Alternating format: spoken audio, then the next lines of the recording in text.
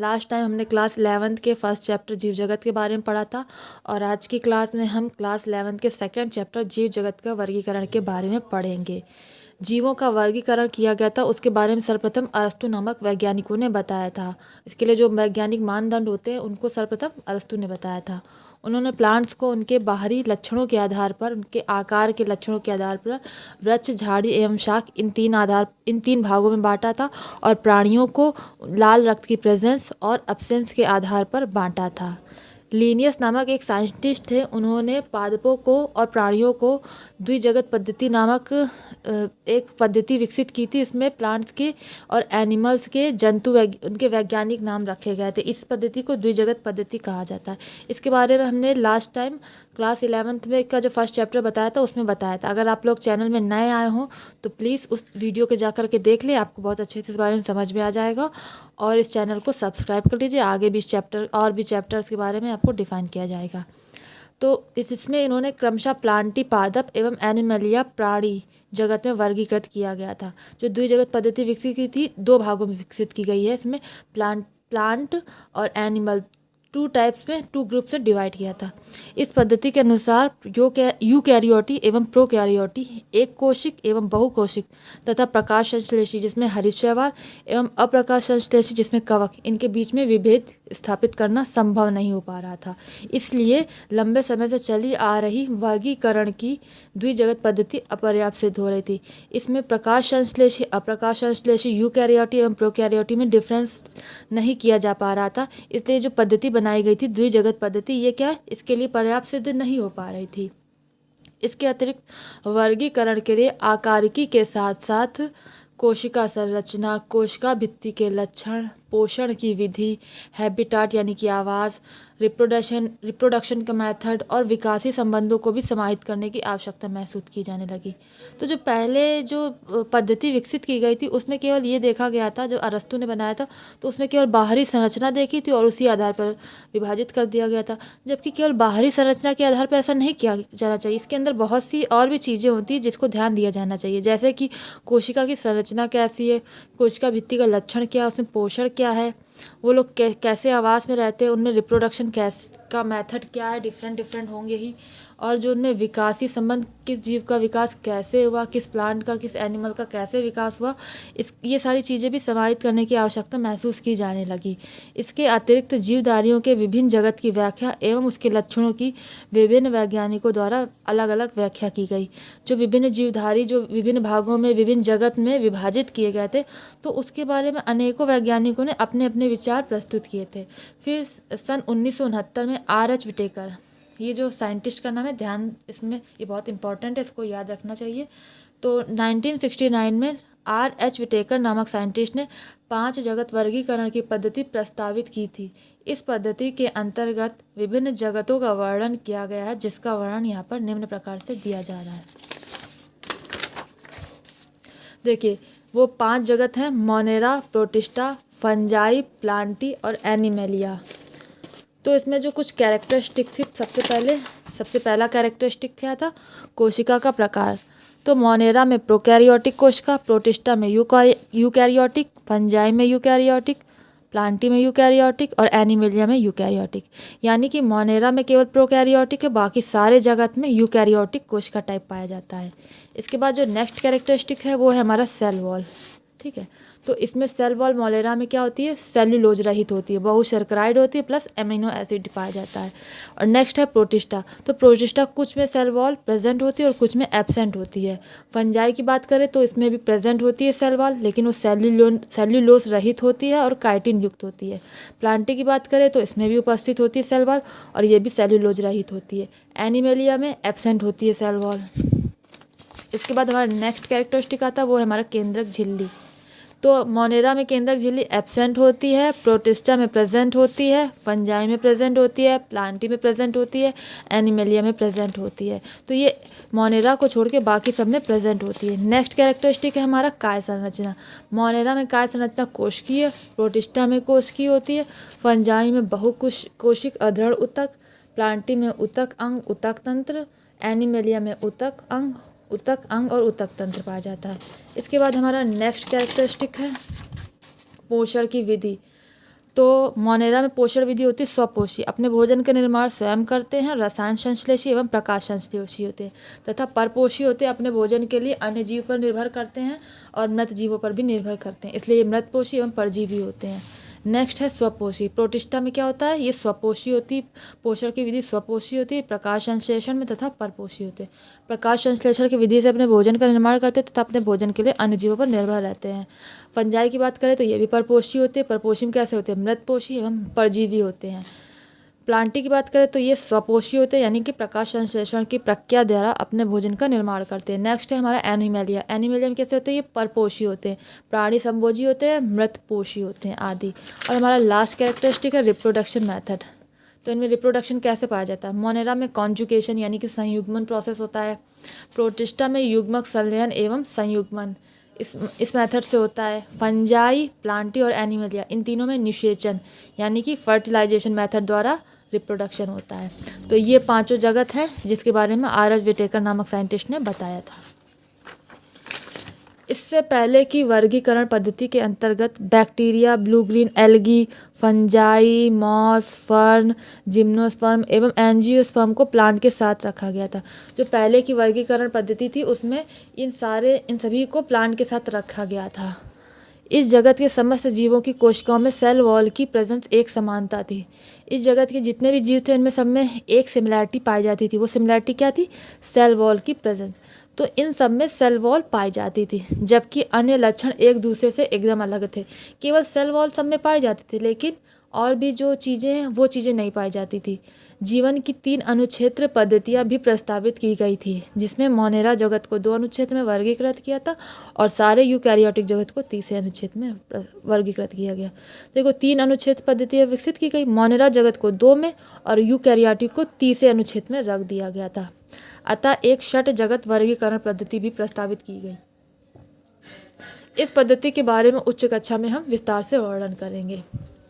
Prokaryotic bacteria तथा blue green algae, जिसको कि साइनोबैक्टीरिया ही ब्लू ग्रीन एल्गी होती है, इस बात को याद रखिएगा, ब्लू ग्रीन एल्गी ही साइनोबैक्टीरिया है। तो प्रोकैरियोटिक बैक्टीरिया तथा ब्लू ग्रीन एल्गी को अन्य यूकैरियोटिक जीवों के साथ वर्गीकृत कर दिया गया। इनको यूकैरियोटिक जीवों के साथ वर्गीकृत कर दिया गया। इस पद्धति के अनुसार यूनिसेलुलर ऑर्गेनिज्म को मल्टी सेलुलर ऑर्गेनिज्म के साथ वर्गीकृत किया गया। एक कोष के जीवों को बहुकोष के जीवों के साथ डिफ्रेंशिएट कर दिया गया, वर्गीकृत किया, मतलब क्लासीफाई कर दिया गया। इसका एग्जाम्पल दिया है क्लेमाइडोमोनास एवं स्पाइरोगाइरा शैवाल। इस वर्गीकरण में कवकों जैसे परपोषी का ग्रीन प्लांट जैसे ऑटोट्रॉपिक के बीच में विभेद नहीं किया गया था। इसमें क्या किया, जैसे कुछ कवक जैसे परपोषियों को ग्रीन प्लांट जैसे कि जो ऑटोट्रॉपिक होते हैं उनके बीच विभेद नहीं किया गया, बल्कि उन्हें एक ही में रख दिया गया। जबकि फंजाई की सेल वॉल काइटिन की एवं ग्रीन प्लांट की सेल वॉल सेल्यूलोज की बनी होती है। फंजाई की सेल वॉल काइटिन की बनी होती है और ग्रीन प्लांट की सेल्यूलोज की बनी होती है। इन्हीं लक्षणों को ध्यान में रखते हुए कवकों को एक अलग जगत फंजाई के अंतर्गत रखा गया। सभी प्रोकैरियोटिक जीवधारियों के साथ मोनेरा तथा यूनिसेलुलर जीवधारियों को प्रोटिस्टा जगत के अंतर्गत रखा गया। जितने भी प्रोकैरियोटिक जीवधारी थे उनको मोनेरा जगत में तथा यूनिसेलुलर यानी कि एक कोश की जीवधारियों को प्रोटिस्टा जगत के अंतर्गत रखा गया। प्रोटिस्टा जगत के अंतर्गत सेल वॉल युक्त क्लेमाइडोमोनास एवं क्लोरेला। तो पहले क्लोरेला को प्लांट के अंतर्गत एल्गी में रखा गया था। तो प्रोटिस्टा जगत के अंतर्गत सेल वॉल युक्त क्लेमाइडोमोनास एवं क्लोरेला, पैरामीशियम एवं अमीबा जिन्हें पहले प्राणी जगत में रखा गया था के साथ रखा गया है। तो क्लोरेला एवं क्लेमाइडोमोनास को पैरामीशियम एवं अमीबा के साथ रखा गया था, जिनमें सेल वॉल नहीं पाई जाती थी। इनमें क्या, सेल वॉल नहीं पाई जाती थी। समय के साथ साथ वर्गीकरण की एक ऐसी पद्धति विकसित करने का प्रयास किया गया जो न सिर्फ आकारिक, कायिक एवं प्रजनन संबंधी समानताओं पर आधारित हो, बल्कि जाति वृत्ति हो और विकासी संबंधों पर आधारित हो। पहले की संरचना केवल आकारीय आधार पर रख दी गई थी, मतलब विभाजित कर दी गई थी, जबकि अब बाद में जब ये वर्गीकरण पद्धति अपनाई गई है, इसमें केवल आकार को नहीं बल्कि कायिक एवं प्रजनन संबंधी समानताओं के अतिरिक्त विकासीय और जाति वृत्तीय संबंधों को भी ध्यान में रखा गया। प्लांटी एवं एनिमलिया जगत को सामान्य भाषा में पादप एवं प्राणी जगत कहते हैं। नेक्स्ट है हमारा मोनेरा जगत। सभी बैक्टीरिया मोनेरा जगत के अंतर्गत आते हैं। जितने भी बैक्टीरिया है वो सभी मोनेरा जगत के अंतर्गत आते हैं। ये सूक्ष्म जीवियों में सर्वाधिक संख्या में होते हैं और लगभग सभी स्थानों पर पाए जाते हैं। जितने भी सूक्ष्म जीव होते हैं उसमें सर्वाधिक संख्या में ये पाए जाते हैं और लगभग सभी स्थान पर पाए जाते हैं। मुट्ठी भर मिट्टी में सैकड़ों प्रकार के बैक्टीरिया देखे गए हैं। अगर हम मुट्ठी भर मिट्टी हाथ ले लें तो उसमें सैकड़ों प्रकार के बैक्टीरिया पाए जाते हैं। ये गर्म जल के झरनों, मरुस्थल, बर्फ एवं गहरे समुद्र जैसे विषम एवं प्रतिकूल वास स्थानों, जहाँ दूसरे जीव मुश्किल से ही जीवित रह पाते हैं, में भी पाए जाते हैं। बैक्टीरिया की एक खासियत होती है कि कितना भी प्रतिकूल वातावरण, यानी जितनी भी अनफेवरेबल कंडीशंस हो, ये वहाँ पर भी सर्वाइव कर लेते हैं। ये गर्म जल में भी रह लेते हैं, झरने में भी रह लेते हैं, मरुस्थल में भी रह लेते हैं। कितना भी ठंडा इलाका हो, पहाड़ी इलाका हो, कितना गहरा समुद्र हो, कितना भी पानी कम हो, कैसी भी स्थिति हो, ये हर जगह सर्वाइव कर लेते हैं। यही कारण है कि ये सबसे अधिक मात्रा में पाए जाते हैं और सभी जगह पाए जाते हैं। कई बैक्टीरिया तो अन्य जीवों पर या उनके भीतर परजीवी के रूप में रहते हैं। कुछ बैक्टीरिया ऐसे होते हैं जो अन्य जीवों पर या उनके भीतर परजीवी के रूप में रहते हैं। बैक्टीरिया को उनके आकार के आधार पर 4 समूहों गोलाकार कोकस यानी कोकाई, छड़ाकार बैसिलस यानी कि बैसिलाई, कॉमा आकार के विब्रियम यानी कि विब्रिया तथा सर्पिलाकार यानी स्पाइरिलम यानी कि स्पाइरिला, इन 4 भागों में बांटा गया। अभी हम आपको यहाँ पे इसके डायग्राम दिखाते हैं। ठीक है, अब ये यहाँ पे इसके डायग्राम दिया हुआ है। सबसे पहले ये कौन सा है? ये है गोलाकार कोकस कोकाई। ये गोलाकार कोकस कोकाई। सेकंड था हमारा छड़ाकार बैसिलस यानी कि बैसिलाई। छड़ के आकार के हैं इसलिए ये छड़ाकार बैसिलस बैसिलाई हैं। अब हम यहाँ देख रहे हैं कॉमा आकार के हैं विब्रियम यानी कि विब्रियाँ। ये सब क्या है? विब्रियाँ कॉमा के आकार के हैं। और ये हमारा लास्ट है सर्पिलाकार स्पाइरिलम यानी कि स्पाइरिला। देखिए सर्प के आकार के हैं, ये हैं स्पाइरिला। तो ये विभिन्न प्रकार के बैक्टीरिया के बारे में यहाँ पर दिखाया गया है। यद्यपि संरचना में बैक्टीरिया अत्यंत सरल प्रतीत होते हैं, परंतु इनकी व्यवहार अत्यंत जटिल होता है। इनका व्यवहार बहुत जटिल होता है। देखने में भले ही ये बहुत ज़्यादा सिंपल लगते हैं, पर जो इनका जो व्यवहार होता है, इनका बिहेवियर होता है, बहुत ज़्यादा कॉम्प्लेक्स टाइप का होता है। उपापचय की दृष्टि से अन्य जीवधारियों की तुलना में बैक्टीरिया में अधिक विविधता पाई जाती है। जो अगर मेटाबॉलिज्म के देखें तो इनमें जो अन्य जीवधारी होते हैं उनकी तुलना में बहुत ज़्यादा कॉम्प्लेक्स होती है। जैसे बताया इनकी संरचना बहुत जटिल होती है। देखने में सिंपल लगते हैं बट होते बहुत कॉम्प्लेक्स है।